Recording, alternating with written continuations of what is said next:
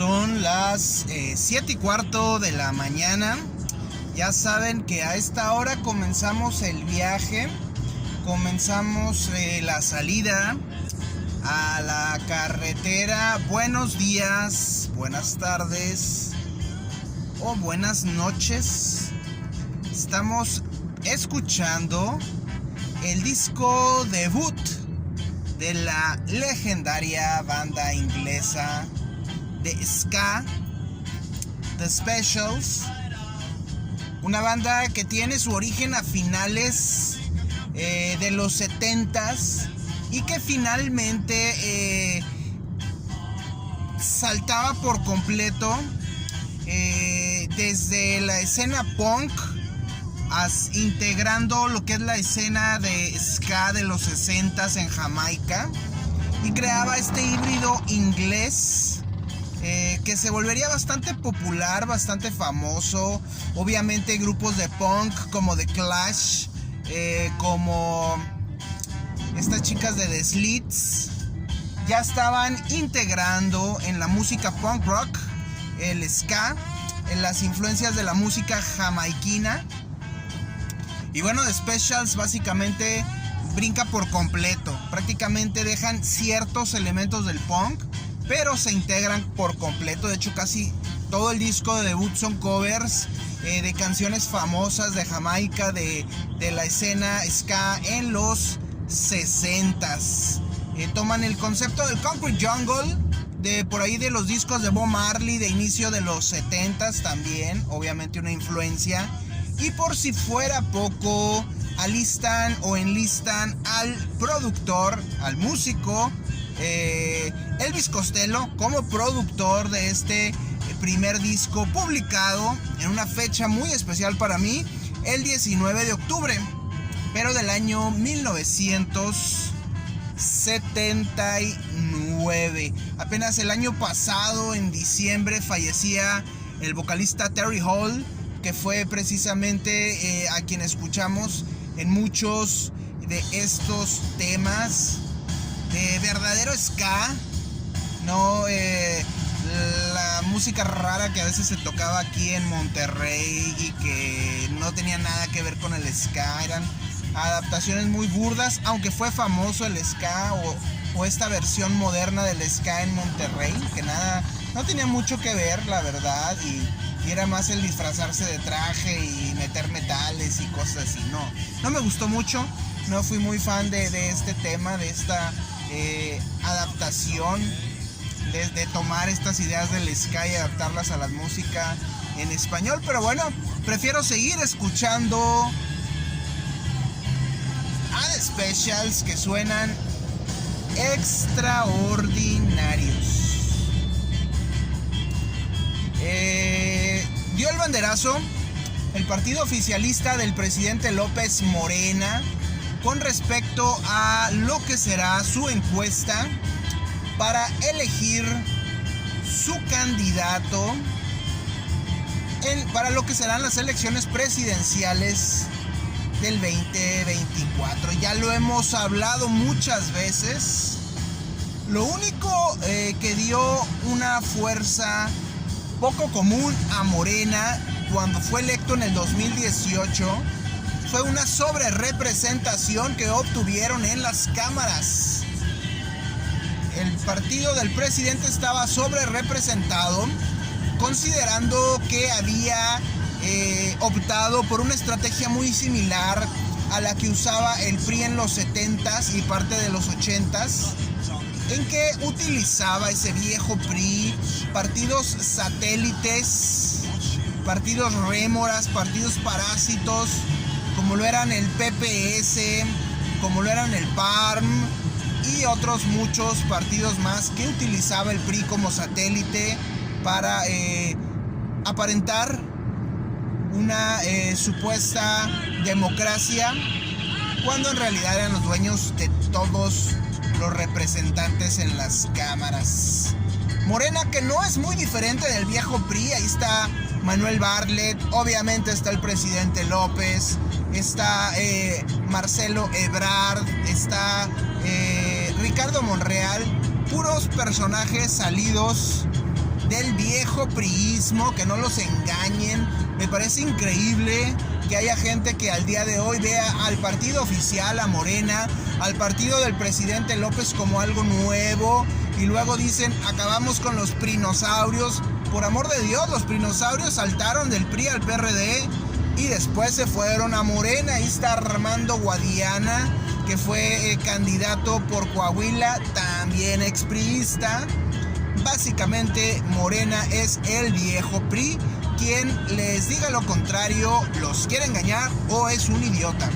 Pero bueno, el plan en esta ocasión para el 2024 por parte del partido del presidente es buscar nuevamente esa sobrerepresentación que logró en el 2018. ¿Cómo lo logró?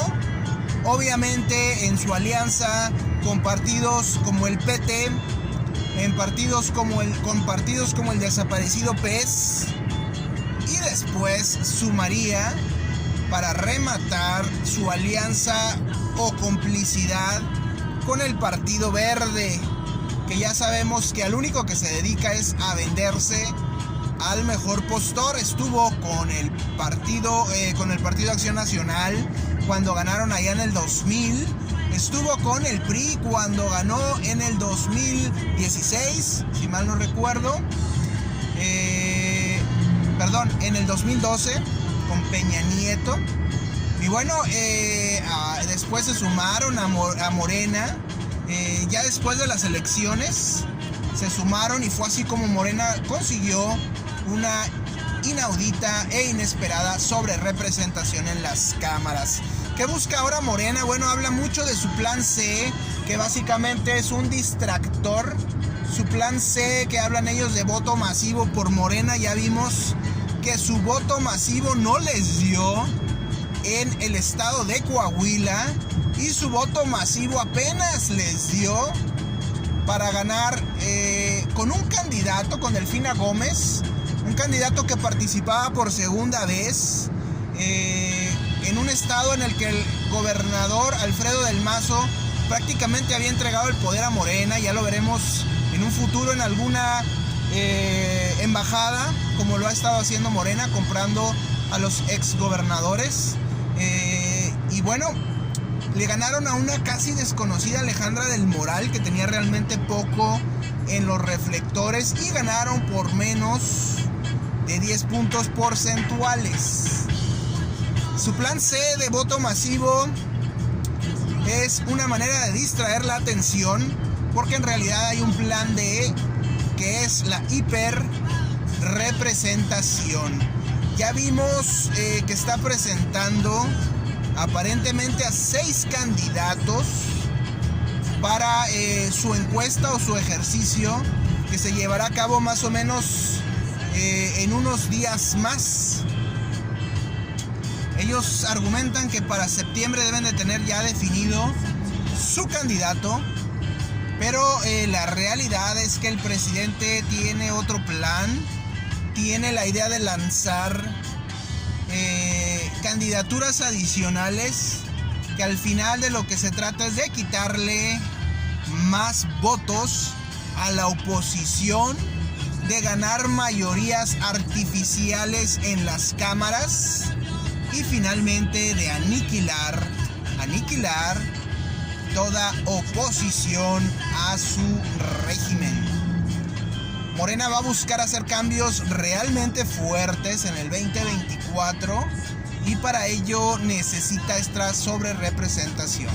Saben bien, y es una realidad, que la presidencia será muy difícil que se la arrebaten. Le van a meter mucho dinero a su candidato o candidata y le van a meter bastante dinero a sus candidatos satélite. Cuidado, ojo, damas y caballeros. Hay 6 supuestas corcholatas. De ellas probablemente la elegida sea Claudia Sheinbaum, o pudiera ser Adán Augusto, no lo sé. Dudo mucho que sea Ricardo Monreal, ya lo he dicho. Dudo mucho que sea Marcelo Ebrard, ya lo he dicho también. Obviamente no va a ser Manuel Velasco del Verde. Obviamente no va a ser Gerardo Fernández Noroña del Partido del Trabajo. Pero lo que vamos a ver es un acto que pudiera ser por demás infame si en algún momento una de estas corcholatas no elegidas, quiero pensar en Marcelo Ebrard, que es el gallo más fuerte, que probablemente no gane la candidatura, sea Marcelo Ebrard quien emigre a otro partido. Ya lo hemos visto coquetear muchas veces con Movimiento Ciudadano. Y sería una apuesta muy fuerte para un partido que siempre se ha manejado de una manera también muy a conveniencia, muy cínica, muy estudiada. No les importa realmente la política en México, sino les importa utilizar la política como un negocio. Es una franquicia que se vende al mejor postor, como sucedió con Enrique Alfaro, que había estado en el PRI, en el PRD, en el PAN, en no sé cuántos partidos. Y bueno, buscaba una plataforma y la obtuvo para contender en Jalisco. Después se ofreció como plataforma para Samuel García en Nuevo León y así sucesivamente. Es difícil que Samuel García quiera contender en el 2024. Probablemente lo haga en el 2030, buscando el 1-2 para Movimiento Ciudadano y la supervivencia del partido. Pero es muy probable, ya los vimos muy juntitos a Marcelo Ebrard y a Samuel García hace unas semanas aquí en Nuevo León. Sabemos que ambos tuvieron participación en la llegada de Tesla a Nuevo León. Así que es muy probable que algo haya ahí entre Marcelo Ebrard y Movimiento Ciudadano. Movimiento Ciudadano sabemos que ha tenido avances, obviamente en Jalisco, en Nuevo León, pero digamos que es una franquicia muy regional, no tiene presencia a nivel nacional y difícilmente pudiera ir por una candidatura única como partido solamente ellos y ganar algo de votos, influencia y obviamente lo que quieren, fondos económicos. Va a necesitar un candidato fuerte, un candidato bien consolidado y en estos momentos no lo tiene. No sería Enrique Alfaro, no sería Samuel García y mucho menos sería el hijo de Luis Donaldo Colosio Jr., pudiéramos decirle. Difícilmente estos candidatos pudieran darle el empuje a Movimiento Ciudadano que su líder Dante Delgado realmente quiere darle. Así que tomar cascajo, tomar desechos de Morena pudieran ser una estrategia que le reditúe, que le dé, como les digo, mayor presencia a nivel nacional. Y si consideramos, yo creo que el más indicado o adecuado sería Marcelo Ebrard, pero en un momento dado también pudiera ser Ricardo Monreal, no sabemos. Digamos que sea Marcelo quien vaya por Movimiento Ciudadano. Marcelo es un candidato fuerte, es un candidato con experiencia, es un candidato que es estimado, valorado por gran parte del electorado y que le pudiera dar, ojo, aquí lo importante, le pudiera dar ese brinco, ese salto, ese empuje, ese impulso a Movimiento Ciudadano para convertirse en la segunda fuerza política del país. Eso sería terrible porque enviarían en automático al PAN y al PRI al tercer lugar en cuanto a fuerzas políticas. Y eso sería prácticamente la ruina de la verdadera oposición. Digo verdadera oposición porque no veo a Movimiento Ciudadano siendo una oposición real. Más bien es un jugador medio mercenario que no le interesa el poder, le interesa lo económico, le interesa engordar sus finanzas y sacar el provecho posible de la política. En Coahuila ni siquiera se metió. En el Estado de México, aunque no se metieron, resulta que el que era uno de sus principales activos ahí en el Estado de México, Juan Cepeda, resulta que en cierto momento atacó al PRI. Hemos visto que se maneja como una oposición muy a modo, Movimiento Ciudadano, y lo único que pudieran hacer con Marcelo Ebrard, dudo que ganen, pero obviamente sí le darían un dolor de cabeza muy fuerte a la verdadera oposición. Ahora imaginémonos a un Manuel Velasco como candidato por el Partido Verde, a un Fernández Noroña como candidato por el Partido del Trabajo.